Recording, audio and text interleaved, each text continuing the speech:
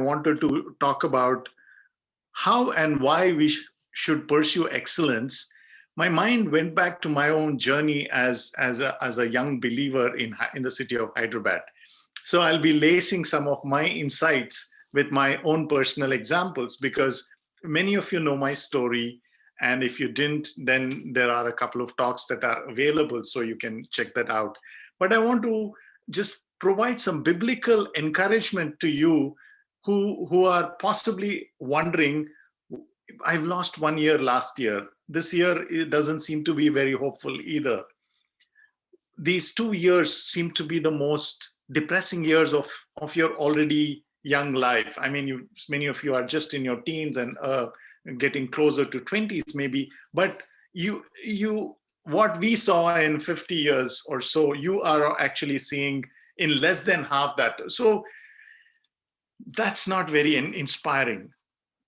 But I want to tell you that in God's scheme of time, in God's scheme of timing, in God's scheme of events unfolding, there is no such thing as early or late.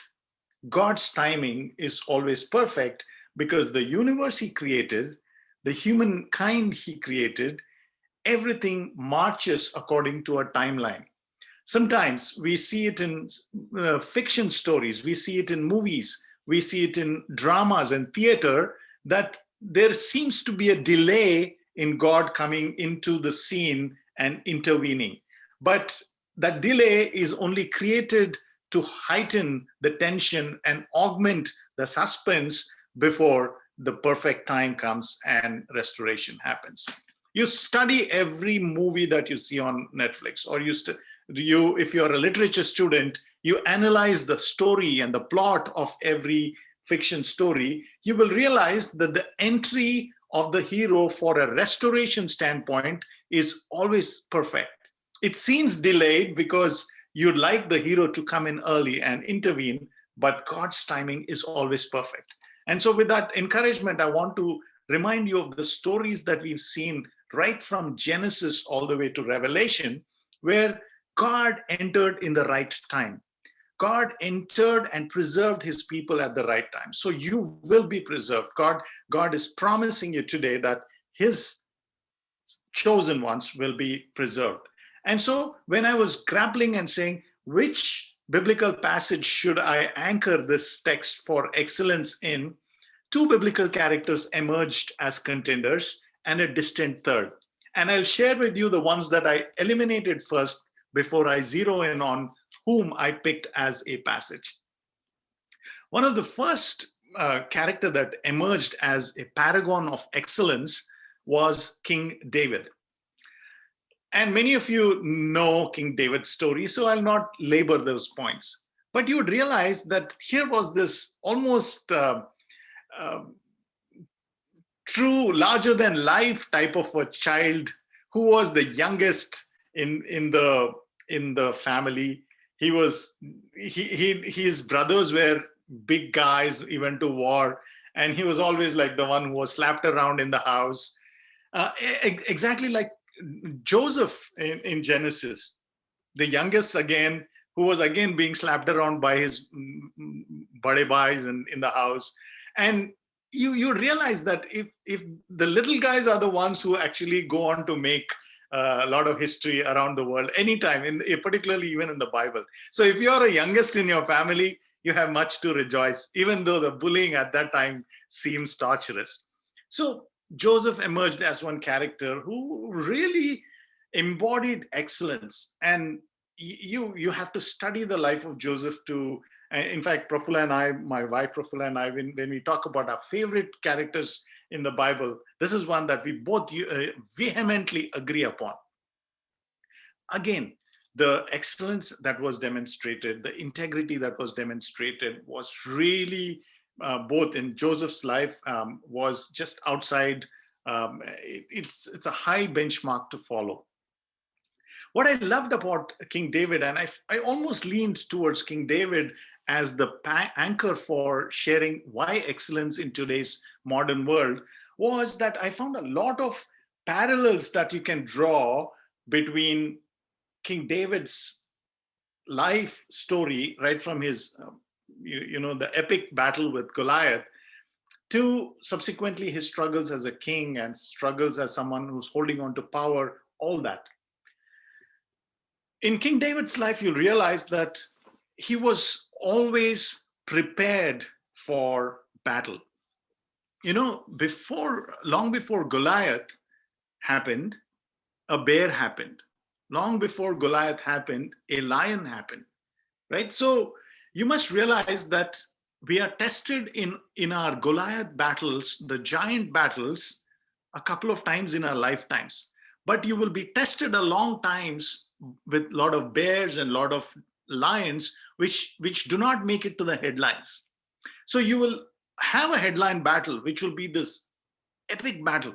But there'll be many series of wars that you need to win before you get to that Armageddon type of a big, huge battle in your life, after which your legacy will be named, right? So King David was being prepped right from his teenage years to get to Goliath. Goliath was the culmination.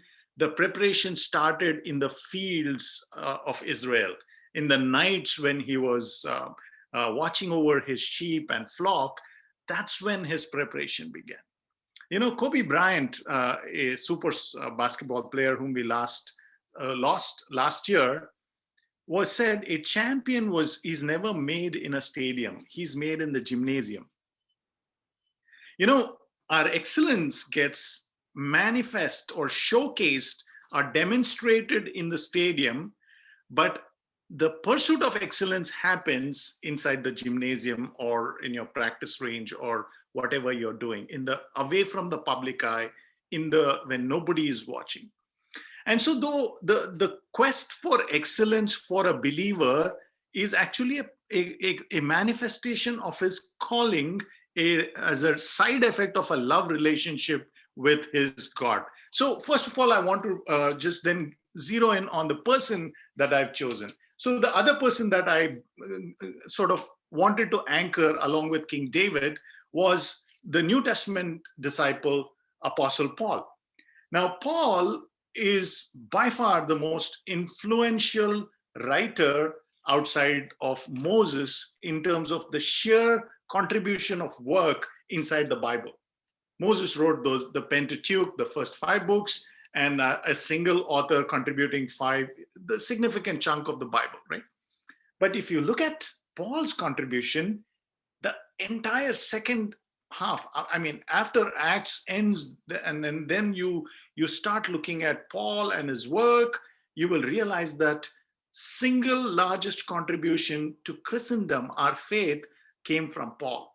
And it wouldn't have been possible if it were not for a life that was built on passion. It was built on excitement. It was built on mission. It was built on excellence. So I don't think anyone embodies excellence the way Paul did in the New Testament.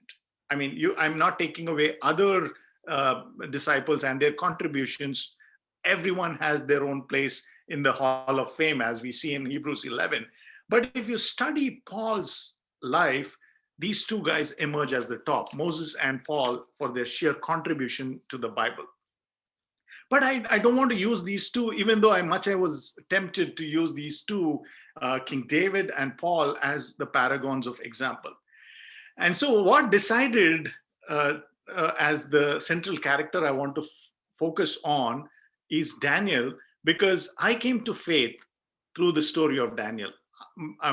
On a very hot summer day in a VBS in Hyderabad, through the story of Daniel, I had encountered Jesus Christ and I had accepted him as my personal Lord and Savior.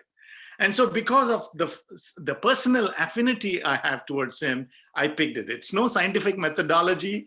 You might argue and say, no, Anna, you should have actually picked.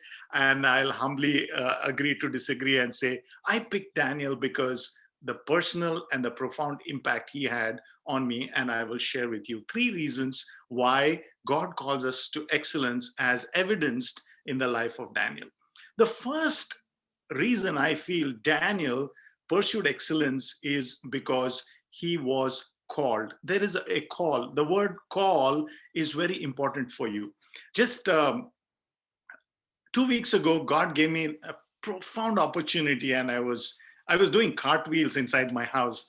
I can't do cartwheels literally, but out of joy, if I could, I would have done cartwheels, because I was invited to deliver a talk to the Tata Group University, which is called Tata Tomorrow University, where all the 100 companies were invited to attend a talk. Now, I love public speaking. I'm always sharing my story, and wherever God opens an opportunity, I go and talk. But this was special to me because the invitation was for all the Tata Group employees across 100 companies, right? From Tata Steel to Tata Salt to Tata Chemicals to Tata Power to, I can list Tata Hotels, the Taj Hotel, and so on. Now, why was that important to me? Again, from where my story started 30 years ago, as a teenager in Hyderabad, I had nothing. I was broke. My family was broke, and I was looking at a very dark future. And in that dark future, a call of God happened where God called me into a loving relationship with Him. And for someone who didn't have anything, who didn't have hope for the future, who didn't have food for the present, who didn't have clothes to wear, who didn't have a roof consistently over his head, the God of the universe seemed like the only resort that I could lean on. And so, because of the turnaround that I happened in that time, I went on to pursue excellence because of that relationship that I built with God. Instead of just living a vagabond life and wasting my time in a government polytechnic, I focused my life on rebuilding my life. From a very angry and bitter young man, I turned to becoming a disciple of Jesus Christ and live by the call that I received on that particular day in Hyderabad. So the whole notion of call is the first prime driver or the prime moving event that happens in our quest for. We love Him because He first loved us. We respond because He picked us, He called us. So the word call is very important. This evening, no matter what depression you're going through because of everything that you're seeing, no matter how much of duress you're all under when you see near and dear ones suffer, your friends and family and their extended ones admitted in ICUs, you can't even see them. When depression is weighing your soul down, I want you to know that the God who placed a call on your life will make it come to pass. He called you. So let's remember that our excellence and our response to God is not something that we do it on our own strength, on our own effort, but because the God of the universe called us, and therefore we respond in excellence. There is a story about 3 people working at a construction site, and the first person is doing something with his head down, and a visitor walks by and says, "Hey, kya bana rahe ho? What are you doing?" And then the first person says, "Well, can't you see I'm laying bricks?" The second person, who's also at the construction wall, look at the bricks behind me.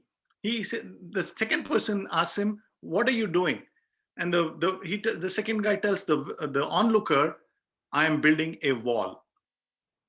And the third person, who was also at the construction site, was asked the same question by that onlooker. And when the third person asked, the third construction worker said, "I'm building a cathedral." 3 people doing the same work, but 3 different perspectives. One was extremely limited, one was somewhat limited, and the third one was expansive. The third one had a holistic view of what he was doing. So the first one was just laying bricks. Kya kar rahe boss? Kya to bhi chal raha, aa raha, ja raha. Right? There is a very simplistic, light-hearted approach to life. And then there was someone who was building a wall. And here that person was average. But in my view, the third person had the most excellent perspective because he's anchored in what Not only his bricks, he was doing the same job, but he had an end game or an end goal in mind where he's saying, at the end of my construction effort, I'm part. He was not doing it all by himself. He knows that he's building it with others, but he's part of a magnificent cathedral that will just outlast him. Long after he is gone, people will look at that cathedral and say, wow. So I want to ask you, if you believe God has called you, do you have this strong nudge in your heart that says, I am called to make a difference in this world? I'm called to do excellent work. I am called to do stuff that just blow people away. I am called to leave an impact. I'm called to shine the light of Jesus Christ wherever I go. I'm called to be the salt and the light of the world. Matthew 5. So our work is a manifestation of God's call on our life. And it's not just for salvation. When he calls us away from the existing world into a new world. He calls us from the purposes of the earth into purposes of heaven. He calls us from doing day-to-day narrow humanistic world into a supernatural world where we are spiritually waging warfare, trying to reclaim the purposes of God in this world. So the first understanding that I want to leave for you is a call from God redefines your notion of work and excellence. So when I sit down and do work inside of Tata Consultancy Services, I am representative and I am a disciple of Jesus Christ going and serving as a corporate leader. So I'm just doing everything to be a successful corporate leader, but my motivation is that many of these people who will never ever go to church, will never come to a spiritual meeting, will see what Jesus means through my words and my work. That, my friend, is responding to the call of God.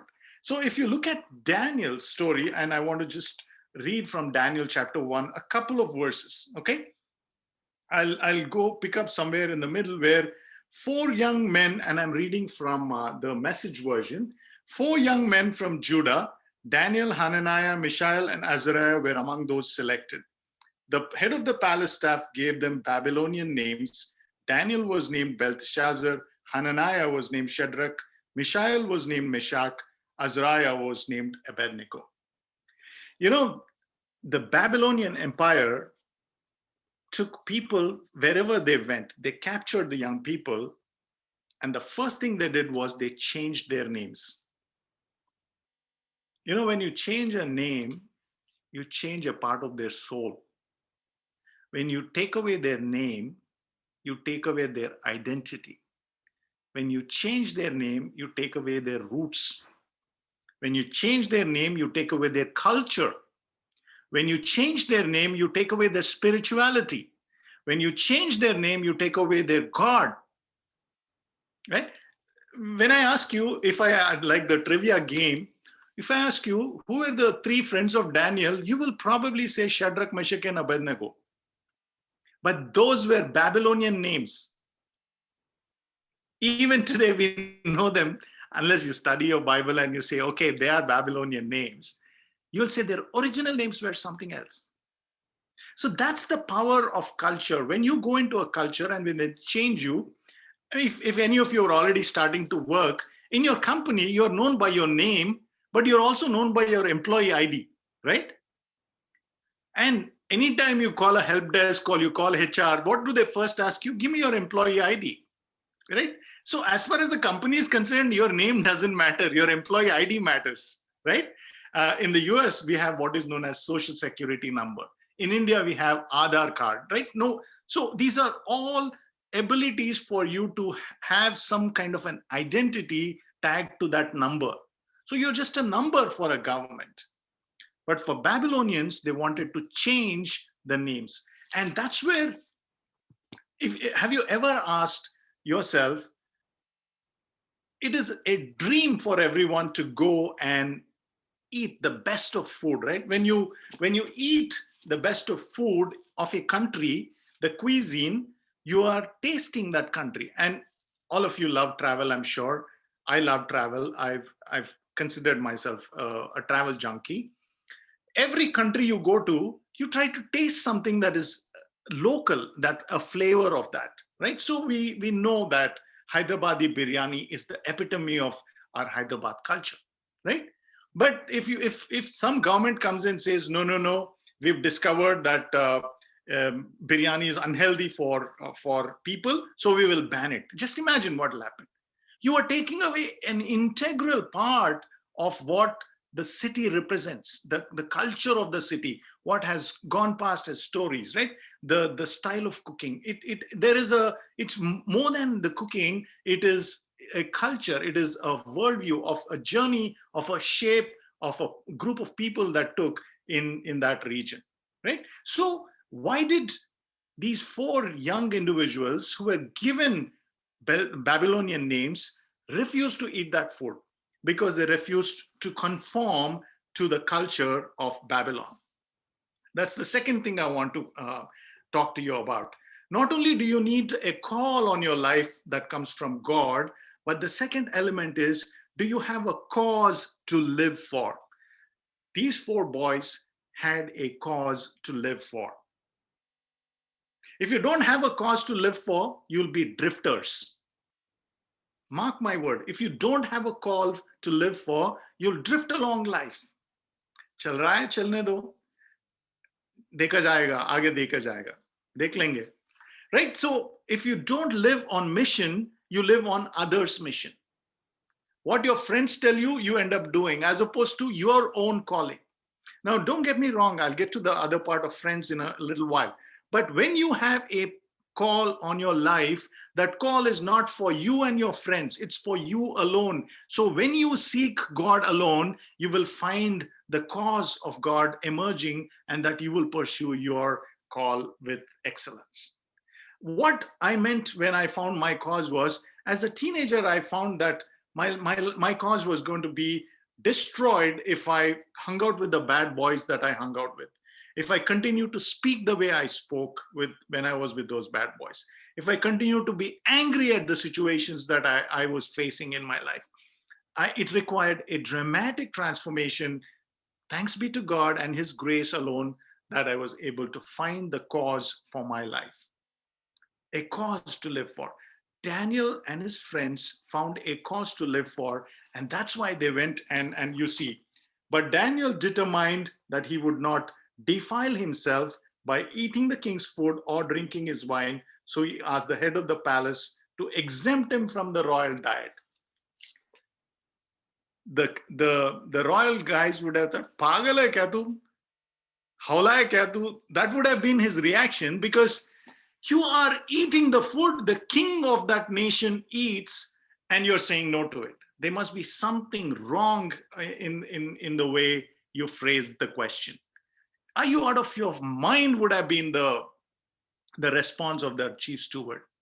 But you know what was the reason why they said no? This is like Zagat rating food, right? I mean, anybody in the hospitality industry would understand that if a restaurant is called Zagat rated, that restaurant is like a designer restaurant.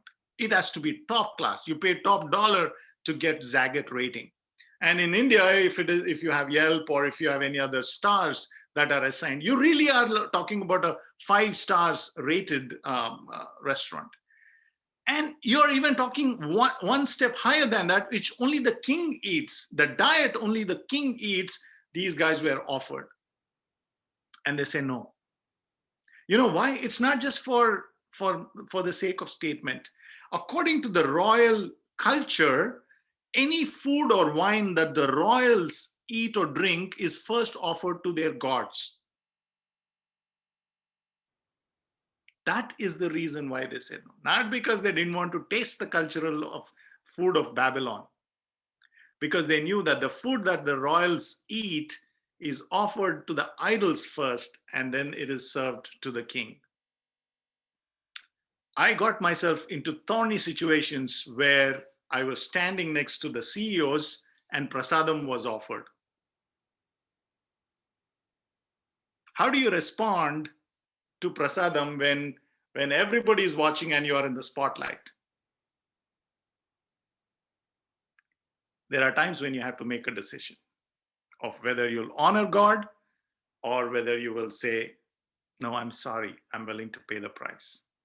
So we've lost some friends right here in the United States who completely were offended when we said, sorry, we do not partake of the food offered to gods. You have to decide what is the price you will pay, what is the cost you will live, what is the cost of that cause. So the first element I talked about is excellence comes because you are called by God.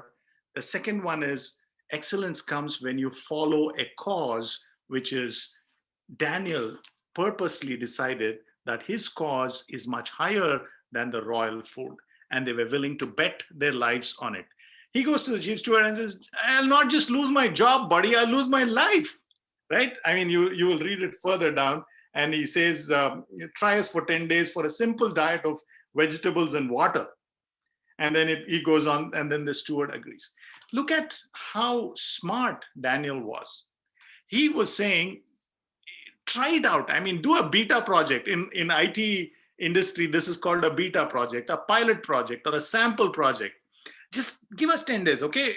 If in 10 days you don't see difference, if we end up looking emaciated, weak, dehydrated, then by all means we will follow your rules.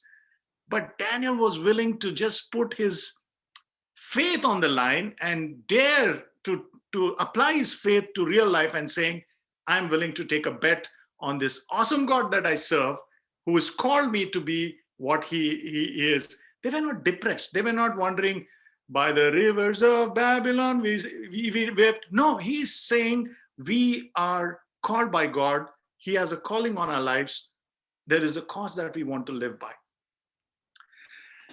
When you marry these two, the calling of God and the cause that emanates out of it for your life, then you have to create what is the third point, and I'll wrap up the third point on excellence, which is the community of God.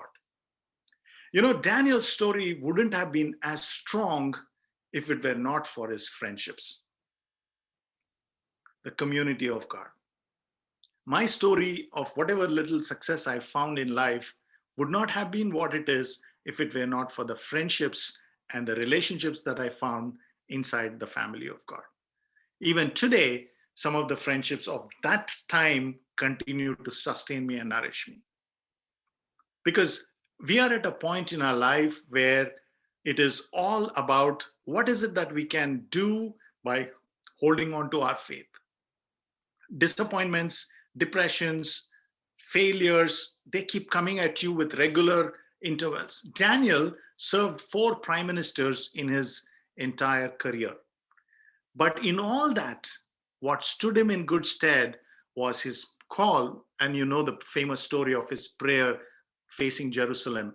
But his call was strong, his cause was strong, where he was willing to say no to anything that comes in between him and his God, of living a life of undiluted devotion to God, and then strengthened by the community of friendships.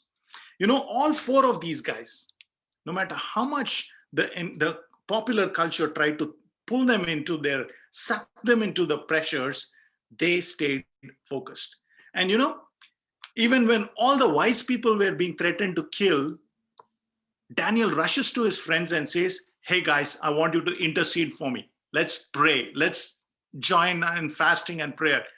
He thrived because he had friends who supported his vision, his call. They shared a joint call, a joint vision, a joint cause. If you and I are having secular friends, it's great. You have to have secular friends.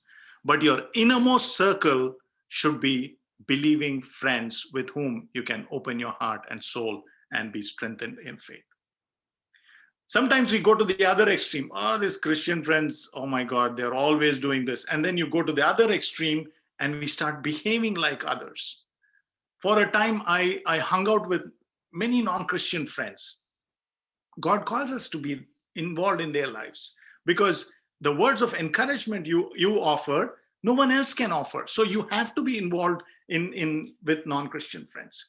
But your deepest defining relationships ought to be from the family of God. Your brothers and sisters, brothers who are willing to stand for you, sisters who are willing to stand for you, stand with you, and pay the price along with you. Because some of your deepest struggles, no secular friend will understand. Some of your deepest dilemmas, they will not be able to understand. Often they are the reason for the struggle that you are having. The number of times I counseled boys and girls who fell in love with non-Christian boys and girls is unbelievable. You have to draw the line and say, I am called, there is a cost that I'm willing to pay, and the lines are very clearly established, no compromise. And so the excellence part comes when you have friends spurring you and provoking you to go to greater heights. I'll give you an example. One of the, and this happened in the YFC circle itself. When I was growing up, I was inspired by one of the YFC friends. Many of you might know him actually. He is MJ Bhaskar uncle's son, Sumant. And he was one of our senior guys. So he was like the big brother type of a guy. And I used to really admire him. He had excellent literary habits. He went on to pursue MA English and in the university. And his story is also very transformative. His dad was very disappointed with his lack of interest in his studies, but his dad never gave up on Sumant. All the others did extremely well, but Sumant was like, barely making it, with just average kind of a thing. But his father, he once overheard Uncle Bhaskar Rao talk to somebody else about him saying, when Sumant realizes his potential, he will be, among all my sons, he will be the one that'll make me the most proud. And Sumant was shocked because at that time he was struggling among all his brothers. And God has a way of using words of encouragement to turn stories around. Within 2 years, he graduated from Osmania University as a gold medalist in English literature. And he was one of those who took me under his wings, and we had a lot of intellectual conversations, stories about writing. I enjoyed writing. I enjoyed reading about writers. So he used to really have these literary conversations. 5 years later, after Sumant did it, I went on to pursue masters in journalism in Osmania. Out of the 5 gold medals that were at stake, I won 4 of them. And the 5th one I missed by one mark. Now, gold medals in a university may not mean much to anyone, but I was not even a full-time student. I had to work full-time and study whenever I had a little bit of time to study. But the passion that I saw for excellence manifested in a love of knowledge and a pursuit of knowledge. And if you're committed to excellence, then if there's a prize to be won, you'll win it. Somebody will win the prize. Why not us? Somebody will get the top job. Why not us? And you're doing it not because you want to be glorified, but because men will see the light of Christ in us and glorify the Father in heaven. All of last year, I was just asking God, I don't want to be depressed during this COVID situation. Help me to be a person of encouragement. Help me to create work that will help others. Help me to be an inspiration and encouragement to young people. In the last, since lockdown, I launched 2 courses in Udemy, both on leadership. One is doing extremely well. And I'll continue to do whatever I can because time is limited. And I want to draw this with one example. In the first 20 years of your life, try to work on your skills. And that's what I did. Between 20 and 40, try to work on building wealth and value. Around that time, young people get married, young people start having families. So build your family, build wealth, build. And the third innings, I liken it to a basketball game. In the third quarter of the game, try to work towards sustaining and start sharing with others. So whatever you built up to that point, you start into consolidation and sustaining mode where you start thinking about, around that time, If you are if by then married, your kids will start coming of age. You start building on the skills, so you start sustain your thing. But after you're coming towards the retirement or the 60 years on, so the last quarter of your life is all about legacy. And I want to challenge you today, boys and girls. Life seems, oh, he's talking about so far away, but no. Before you know it, you'll be in the age where your graduations are done, post graduations are done. If your girls' parents will start thinking of a life partner, or by now you would have found one. Time runs by very fast. In fact, just yesterday, my wife and I were talking about how we finished 15 years of immigration life in the US alone. And it seems like a couple of years ago, we just packed our bags and came to JFK Airport. Life goes by in a flurry, but what matters is if you're called by God, if you're finding a cause given to you by God, you will create a community of friends that will power you to excellence. So I want to challenge you and say, no matter what you're doing today, step on this journey of excellence that Daniel and his friends epitomized. Daniel became such a powerful leader that the prime ministers bowed down to him. I'll close with one funny example, and I'll leave it for Q&A. A few years ago, I was working in a startup in Mumbai, and we had about 8,000 people in the company. And I was very closely working with the chairman of the company. I would take him to TV interviews, media interviews, dinners, and half the time I was either in the Oberoi or in the Taj, Mumbai, and we were just fining and dining all these big guys in Mumbai.